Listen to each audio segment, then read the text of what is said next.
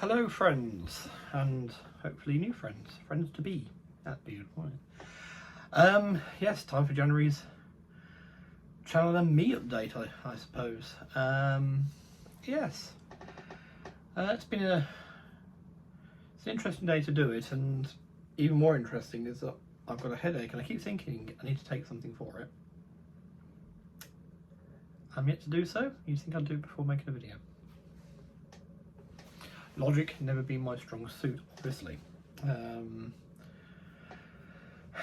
So, yes, it's been an interesting day. I was meant to have been at the Great Central Steam Gala today, but after two less than pleasant experiences with volunteers or staff, I don't actually know which,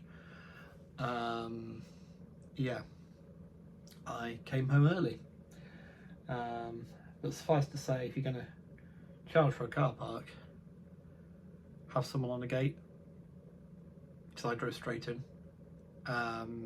Basically, one of the interactions was the accusation of not, looking to freeload.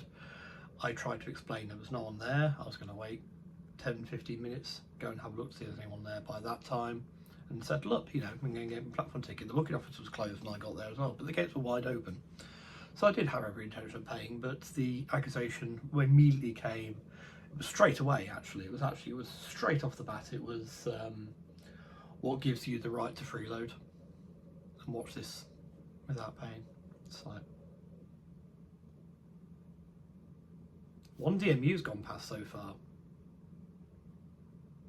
and I'm hardly inconspicuous in my green fleece, green hat. I'm not doing my best to hide or anything. And I did try and explain, and I was met with sarcasm. So yeah, I have reported it to the Great Central, because end of the day, I ended up saying, well, okay, the railway can now have 100% of nothing. I'm leaving, and I think it will be the last time I go for some time at the very least. So yeah, so it should be okay. I'm all right, but yeah, because it's been a bit of a crap day following a crap week, I suppose. Crap couple of weeks. Mental health has been atrocious this week. Absolutely atrocious. So much so, as those who watch Anthony's stream will know, we missed our video chat because it just wasn't in the headspace for it.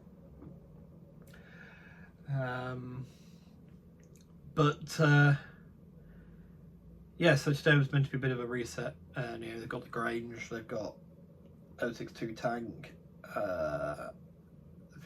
in Great Western livery for it, which is, I think, would be the first time I've seen one of those in that livery. And the 3800 280, and of course what I would have done, because I know me, you see, I live with me, so I know me quite well. Sort of grew up together, and sort of semi on speaking terms. But I'd have got carried away with it all, and I would have gone and spent the extra to upgrade my ticket to a travelling ticket as opposed to just a platform ticket, and ridden the trains as well. And this is what I put in the email. So anyway, parking out to one side, it's dealt with. Just could have done with that 6 o'clock start this morning, if I known it's all going to be like that. But anyway, hindsight's a wonderful thing. It's not really, is it? It's a bit of an arsehole to you, really, isn't it? Sorry, it's going to be a little bit of swearing in this one. I could stop the video and take something for it. But yeah. So anyway, since getting back, I've done a bit of train sim. Actually flown again on flight sim. There's a possible quite big operation being planned on flight sim, which will actually involve a charity stream. I've suggested we do it for one of the mental health charities, as it's affected a few people on the Discord. I think a lot more people than even will admit to it could do with some help now and again, at least for it. So but this stream could take up to 26 hours, we're thinking, in a minute. So it involves aviation. We're recreating a real life mission, and we're looking at the best part of 26 hours flying for at least 2 of the aircraft. yeah, so there's something, you know, if you're on the Discord already, no cheating, but feel free to have a guess at which operation. It had an operation on a name, but no cheating. So yes, yeah, I did fly the aircraft type because there was a particular feature on it. We needed to make sure that if I, as the role I have, if I basically open something up, I can't give too many details because otherwise it gives the game away. If I open something up, can other people see that component in its, you know, new state? Which they can, so that's pretty good. And then I flew the Focke-Wulf 190. Afterwards, there was a chap in a Spitfire at Duxford, and I gave him something to chase. I was going to try and chase him, but he took off after me and started chasing because he'd landed in the meantime.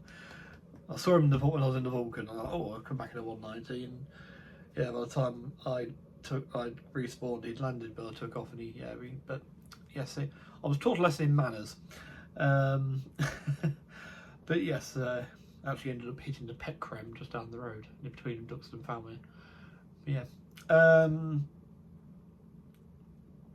And I did a bit more train sim, and I'm currently just acquiring assets for Trains, the other simulator. Actually, well, the first one, if you go back to the depths of time, the first one I'm streaming regularly was Trains. Which brings me on to hobbies, I suppose, properly hobbies. So yes,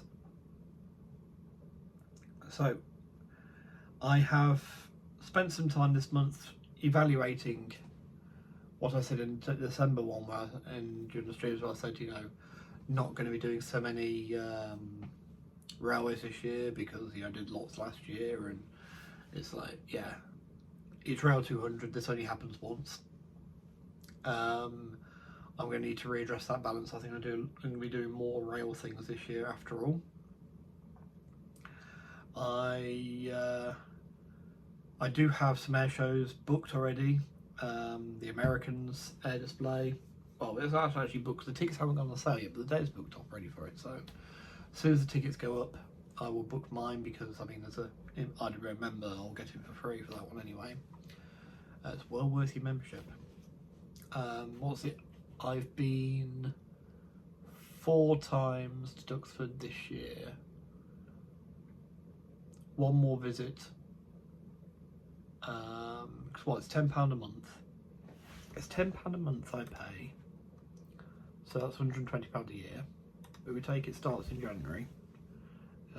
It is, and this isn't a sales pitch for it, but just saying, if you think the ticket price on a normal day,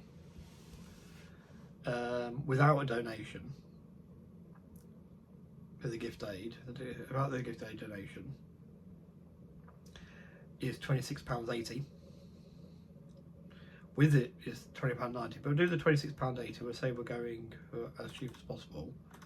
So 120 divided by £26.80 for 4 and a bit visits, and you've got your money back. And that also will get you, the membership will also get you onto the Belfast in London, HMS Belfast, and also the Cabinet War Rooms, which are the only 2 of the ones they charge for entry. And also you get the flying days at Duxford. So, you know, you can, if you can access Duxford reasonably easily, particularly, it doesn't take many trips. There's 12 months in a year, 5 visits, you know, at a minimum. Also you did the £29.30. You see, that's now in my head. 120 divided by £29.30. Yeah, I've already equaled it if I gift aided it, which I do gift aid my. I believe I should do gift aid my membership thing. So I've already got my money's worth back. Anything now is a bonus for me, which is good. So yes, so I've got some air shows. There's the Americans show at Duxford. Then there is the Bottom at War weekend, which is just up the road from Duxford, which I also will be going to. I'm very good friends with someone who volunteers there, and oh wow, gone green. It's the background here. Let me bring up the Duxford page over here. I'll stay a consistent colour then. Always best for your health. Yes, so yeah, going to Sport Hill. Was meant to go last year, wasn't able to in the end, and yeah, so I'll be going this year. So that's 2 airshow things there play. Anyway, there'll be trips to Duxford. Anyway, regardless of that. Anyway, so with that in mind, what are the plans? Well, first off, it was meant to be today, but first off, with regards to that and moving forwards, the Grange seems to be travelling now. It spent a long time North Norfolk, I believe, but that's now been to Shaxton, it's been to the Great Central. It's only a matter of time before it arrives at the Severn Valley, which will be where I'll go to see it, because, you know, why not? That's the Great Western Engine and its home on its home railway. Yes, so yeah, that one I'll keep an eye out for. The next planned trip is going to be in March, to Stapfold.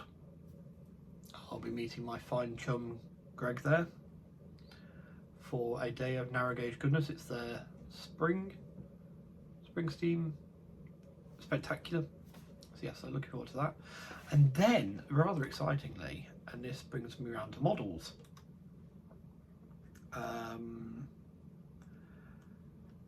in May, which is the next planned one. Oh, sorry, also in March, sorry, I'm looking to journey north to go and travel behind Snarger Grizzly in the North Yorkshire Moors. They've got it for some set days. And then in May, first weekend in May, models is the Severn Valley Model Railway weekend, and the Happiness Railway, the Happiness Line, for those of you who know that layout, my winter Japanese branch line terminus, is actually booked for the SVR to be on display. So yes, my first proper model railway show with a layout. It means I do need to, in the intervening 3 months, I need to get it out of the loft, make sure it works, do necessary repairs and everything, get it all ready to go for that date, but I'm confident it will be. At worst, it's going to be some soldering, because there were some running issues on this while I got retired, but I'm sure we can do something with that. So yeah, everything's fixable. It's just how you do it. So yeah, we'll be looking to that. I'm thinking basically run droppers to every single piece of rail as if it was DCC, just to ensure that it's not relying on single points, or, you know, if the turnout's pointing in one way and in that direction there's not so good a contact, it's still got power coming from the other side. So yeah, it should all work. So yeah, so that's rather exciting. And it just brings on to the subject of models. So for those of you who know, for the past, it's going to be going back to prior to 2012, about 2010, I started Warhammer, Wargaming, again for the second time. My sibling got me into it, and via Lord of the Rings actually this time around, which is what got me in the first time. And we've on and off, I've had breaks from it, but on and off I've played it since then. And basically, my main opponent, who is my sibling, has now made a decision in their life that they're not got any drive for it, not only go for it, so they're going to put it to one side for a while. So I'm putting it also to bed for a while. I've still got my armies ready to go. They can go into storage basically. They're not going anywhere.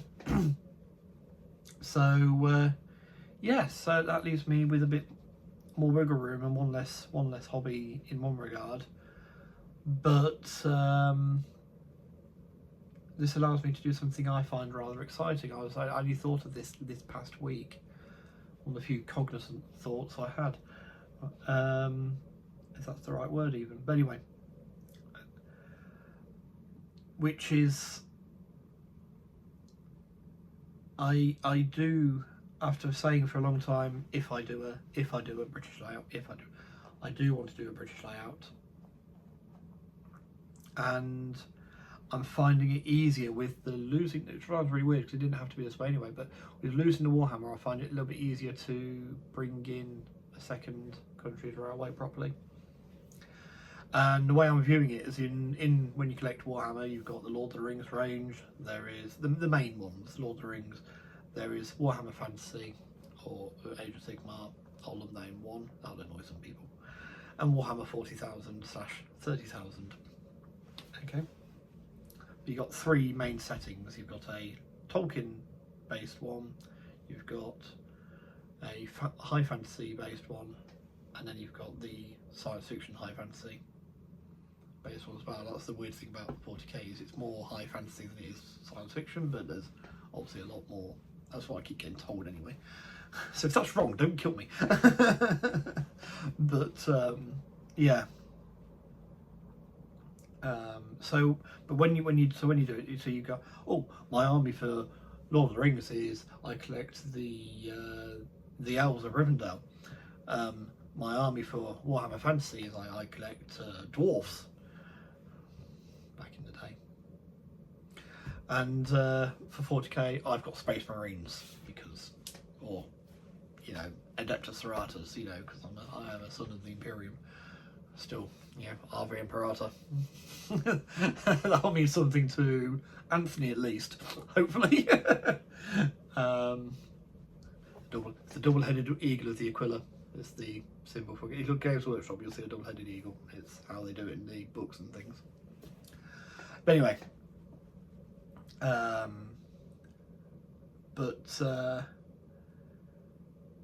yeah. So yeah, but basically you've got an arm for each one. And I suddenly thought, oh, hang on a minute, you could actually do model railways that way. So my Japanese one, because I don't know a lot. This is something I try my best to push forward. Is I'm not going to try and pretend that I know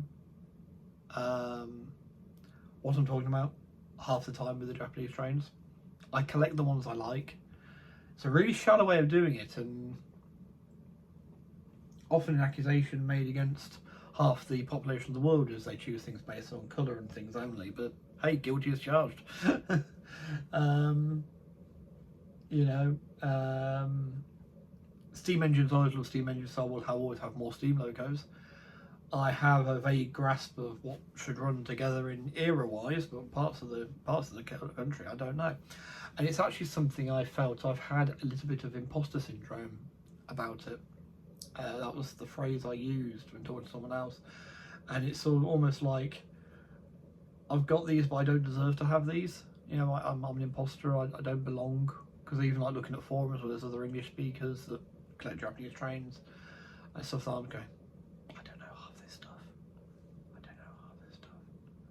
But I'm also not wanting to join said forums because I don't want anyone to spoil my personal enjoyment of it. So I'm going to view this as my high fantasy railway. After all, I've got the cat bus there on the layout. I want to put bits from various anime and manga series and stuff that I know of, some little cameos on my layouts as well. So it is going to be a more, you know, less ultra real, more slightly fantasy anyway. So I thought, well, yeah, actually you could do that. And then what's my realistic layout? Well, my realistic layout, the one I do know about, or know more about, I'm more familiar with, is the UK rail scene. So obviously it's going to be double O. Straight off the bat, there's no question here, because that's another one of those cool things. You know, if you go back in keeping the Warhammer analogy, you go back in Warhammer history. Fantasy was played with units on a square basis. Each model had a square base, and they could all rank up and make big blocks of infantry, say. And Warhammer 40,000 played on a round base. So if you take base for gauge, see, N gauge, double up gauge. So that works. And well, okay, there's 3 tiers of Warhammer, isn't there? The 3 main tiers of Warhammer. So who knows? There might even be something for air gauge later. Different bases again. I don't know. Epic. It's tiny. That'd be N gauge. Z gauge. No, I'm not doing that. And obviously, I do also have my still proposed plan with Greg to model a section of the Western Front, which would be a sort of a mix of imagination and real life. My track plan would be real life. I'm going to try and get the scenery to match it. But some bits, obviously, this is a conflict now that happened over 100 years ago. It came to a conclusion over 100 years ago. So photos and maps are my best option, but obviously there's going to be gaps in those. So some bits we're going to have to go, well, logically it probably would look like this, and try our best to make it look as real as possible based on other photos and things. So yeah, you know, and we really need to go heads together and start thinking about that, because that's partly what I'm hoping with getting the Happiness line to an exhibition, is that it gives me some experience in that realm and a bit of a foot in the door for when we bring the Wipers Fishhook and Menny Railway to a show. Now, so the next thing there. So is what if you're going to do a British Drag Festival, what are you going to model? Are you going to do Great Western? You do like the Great Western. Or are you going to do something else? And of course, this brings me back around to my age-old, oh, what am I going to do? But I'm trying to approach it differently this time. Trying to apply some logic in some regard. And yes, so I don't know much about the Japanese trains, but thinking about it again in wargaming terms. So if you collect the Ultramarines, they're a good one, because people know Ultramarine blue as a colour, regardless of Warhammer or not.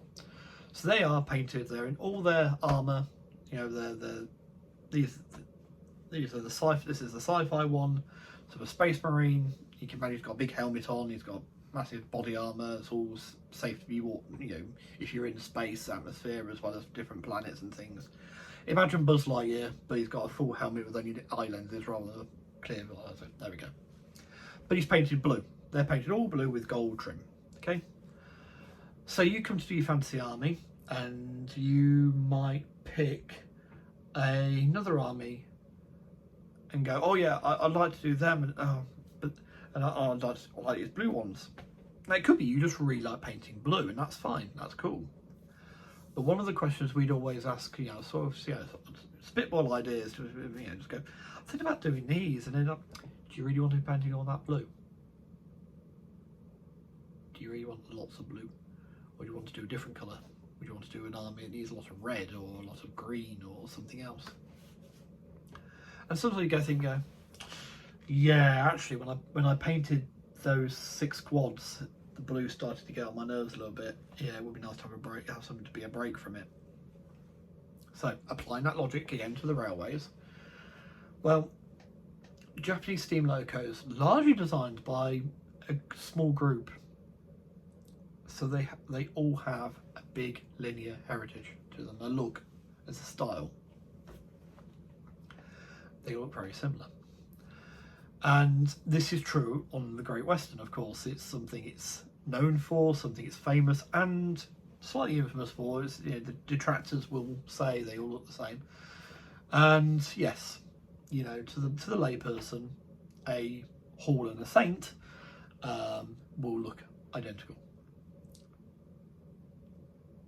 The Hall was developed from the Saints. I mean, there's a reason they look almost identical. So it's got bigger wheels. It is fairly, if you want to start, it's one of those magic eye puzzles. The more you stare at it, the more noticeable it gets. But yeah, so I'm thinking, well, okay, I've got a lot of steam locos that all look the same. Obviously, the diesels and electrics all look very different. Well, you know, so does the electrics look. You get the different colours going off, but a lot of them start to look very similar as well. And you're going to get this for standardisation. The next biggest culprit in my mind, now might be wrong here, would be the Southern, actually, rather than the LMS. The LMS would be third in my mind for it. The LNER would be the most radical one, radically different one. The LMS had a fair few locos that book the trend. There are ways of, I mean, the same way as the Southern, really. There are ways of modelling the other members of the Big Four without suffering the lineage, the family look too much. Obviously on the Brighton had standardisation before the Great Western. There we go, Gary. And it's obvious in the Stroudley engines. Look at the Stroudley Terrier, look at the Stroudley, you know, brain's failing me again. Oh, look at the Gladstone, look at the Cabernet Gladstone, the roof style. It's very much similar to a Terrier. And look at the locos then that Stroudley produced up in Scotland. In fact, the Dornoch tank, if you look that up, is a Terrier, before the Terriers.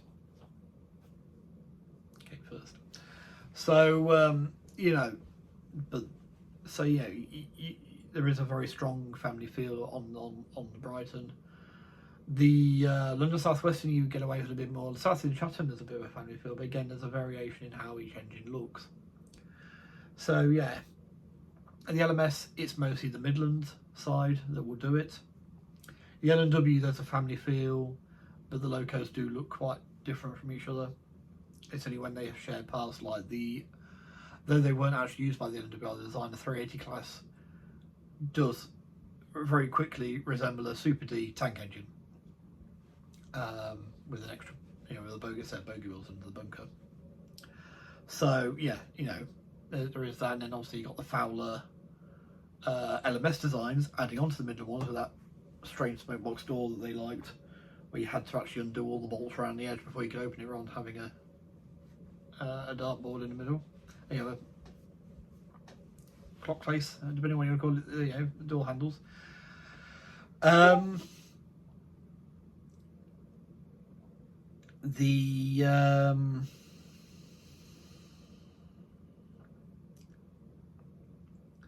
Yeah, so yeah, that's those two. But also with the, I feel with the LMS, there's some degree of play there, because you can bring the Scania locos in, which obviously do also have a big family feel to them. But they can, if you mix a session up nicely, you could have a 1F tank engine shunting. Your 460 could be a Jones Goods. Your 060 could be a Cayley 812 or 3F or 4F, something like that, which then starts to look similar again to the 1F shunter. But then, yeah, you could sort of put it around, have an LNWR engine in there as well. You could really sort of mix it about a bit to gain you know, you could use Hardwick, for instance, as a passenger engine. They're a precedent class like that. So yeah, so you know, you can mix it, and that's what I'd do for the Southern too. I'd feel that mixing them up would be the best option. The LNER is perhaps one of the easiest ones, because they do move locos around an awful lot anyway. There's different options, some very different styles, Ivert to Gresley, similar but not identical. But then you've got all the Great Eastern locos, Thompson's locos, very different to Gresley's. You've got the Northeast, obviously, yeah, you got all the constituent companies coming in, and they kept them for so long. That's the key part, they kept them for so long. And I mean, the long boilers, I don't know, I can't remember if the MRM's one is one of these. I think it was, but I think it worked something stupid like 1937, heavily modified from what it did look like to what it's been put back. I think it had vacuum brakes by the end of it and everything, but you know, it's one of those, it's the easiest one to do it with. So what I'm thinking is that obviously I'm going to need Great Western on it somewhere. I'm going to need some Great Western, because one does not simply ignore the company it does, you do enjoy largely the most. But the great thing I feel is with each of those, that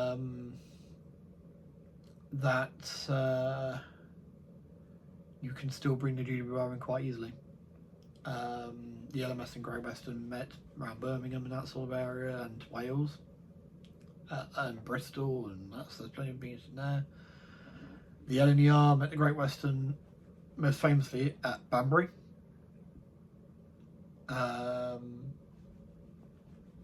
As part of the Great Central meets the Chiltern line. Well, it goes on to the Chiltern line down to Marylebone. And the Southern met the Great Western all over various places as well. So it's very easy to get the two. Yeovil Junction, I think, was one of the places where they as a mix. So it's very easy to get an allowance for my Great Western engines to potter in and play their part and get a bit of a fix there. So now where I'm going to do it, I don't know. I've got a couple of ideas. I've got an idea possibly for an engine shed to go on this wall here. For now, just so I've got something to run them. I have had another idea since then.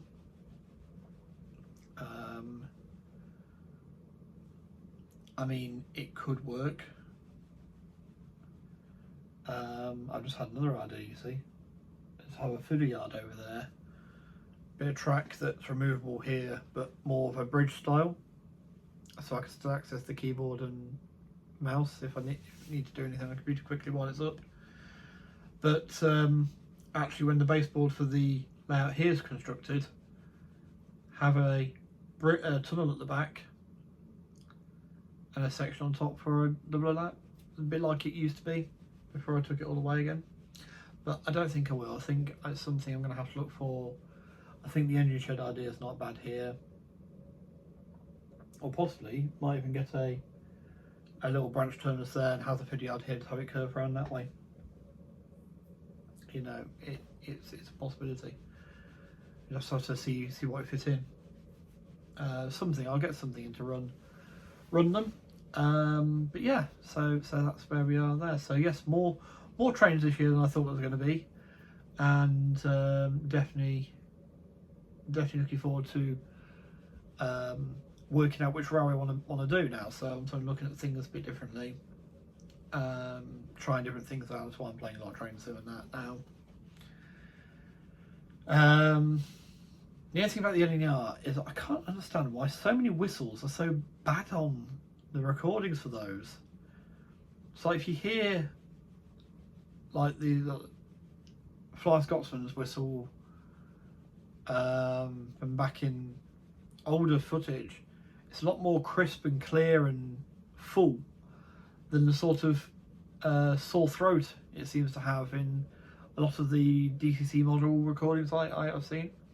And also there's some very exciting things coming out for the LNER. So we've got two different J52s for a start, the Rapido and the Hornby, and it'd be really fun to get one of each to see what they're like. Hopefully, I don't know what the livery options are for those. We could have a quick look, I suppose, couldn't we? We could have a quick look at the Rapido ones for a start.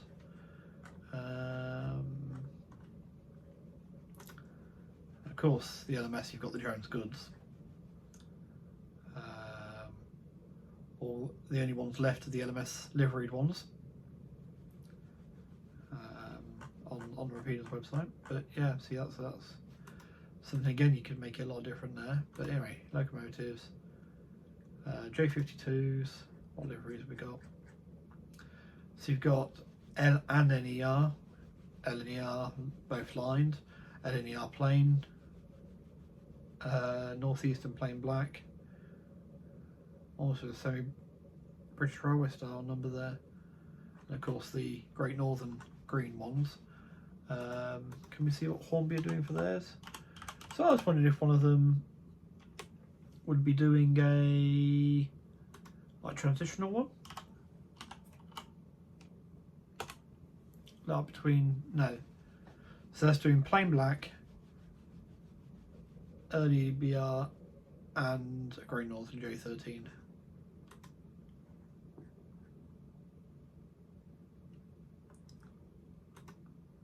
But they're not doing the duplicate numbers, at least.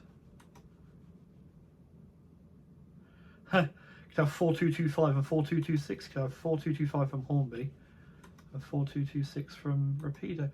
They're looking at this. Your Rapido one, this is full price. Your Rapido one's coming in at 16495 for an analog loco. The Hornby one's 17499.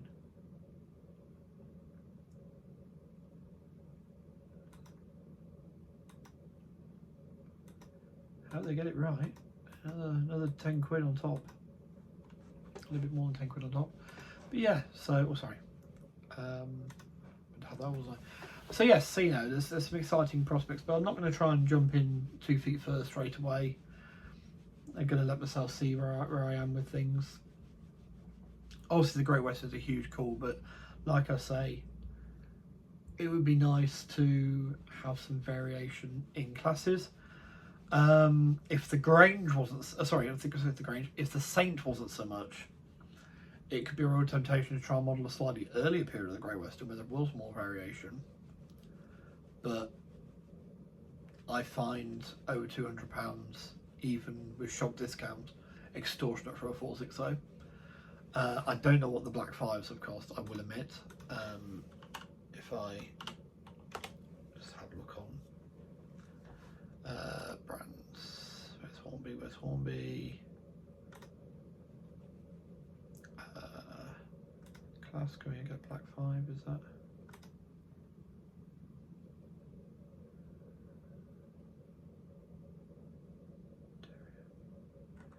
Oh, I can just type it on, type black.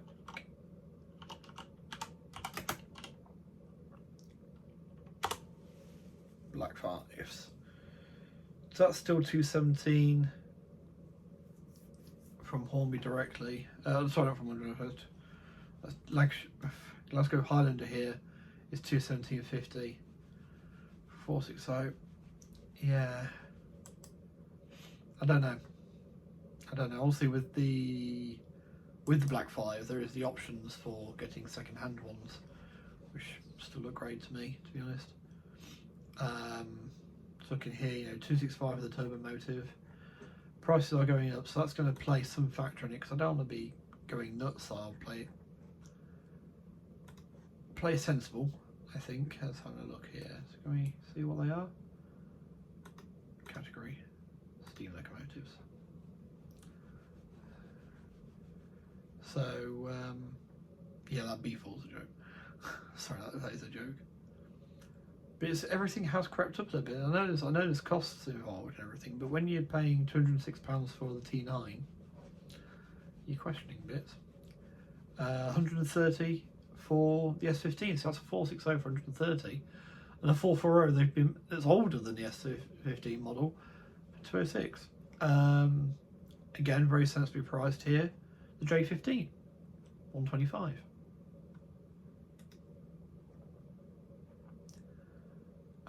In fact, the Castle class is cheaper than the Saint by a few quid, but it's cheaper.